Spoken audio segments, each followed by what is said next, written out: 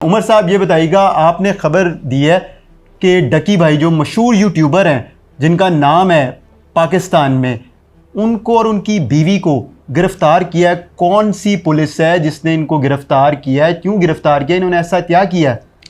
देखें फराज, मंगल की सुबह फजर के वक्त लाहौर पुलिस का एक स्पेशल विंग है जो कि इन्वेस्टिगेशन के लिहाज से जाना जाता है। उसकी एक टीम बहरिया टाउन गई, जो कि डकी भाई सादुर रहमान उर्फ डकी भाई जो कि सोशल मीडिया स्टार हैं, वो बहरिया टाउन में रहते हैं। तो उनके घर पुलिस पहुंची है, वहाँ पर डकी भाई को बाहर बुलाया गया, उसके बाद उसकी अहलिया को भी बुलाया गया, दोनों को गाड़ी में बिठाया गया और साथ ला के जो इनका इन्वेस्टिगेशन सेल है वो वहाँ पर ले आए। मैं नाम डिस्क्लोज़ नहीं करूँगा क्योंकि कुछ चीज़ें थी जो कि उनके साथ मेरी बात हुई थी, उन्होंने कहा तफ्तीश चल रही है, सारी चीज़ें चल रही है, तो वो डिस्क्लोज़ ना कीजिएगा।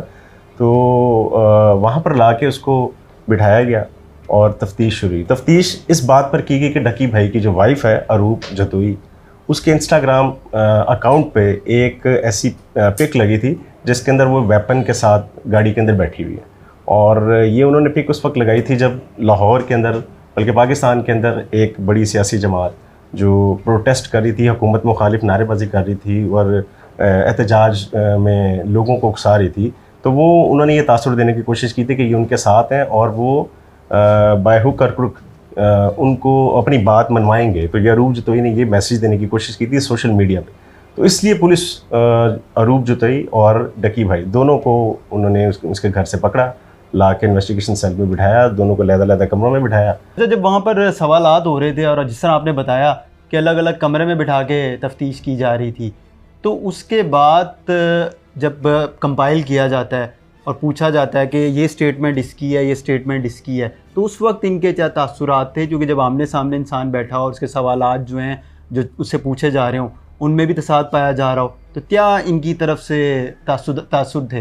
देखिए फराज, एक तरीके का आ रहा है, आप खुद क्राइम रिपोर्टर रहे हैं, आपको चीज़ों का आइडिया है कि जब इन्वेस्टिगेशन होती है तो आपको नहीं पता होता। फॉर एग्जांपल पुलिस अगर हम दोनों को लेके गई है तो उन्होंने बताना भी नहीं कि हमें किस केस में लेके जा रहे हैं।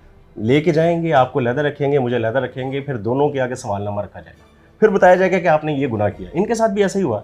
ये दोनों लव बर्ड्स हैं, सोशल मीडिया पे बहुत मोहब्बत की इनकी दास्तान बहुत ज़्यादा हम देखते हैं कि अपना लगता है कि इनके बगैर, मतलब ये एक दूसरे के बगैर तो रह नहीं सकते।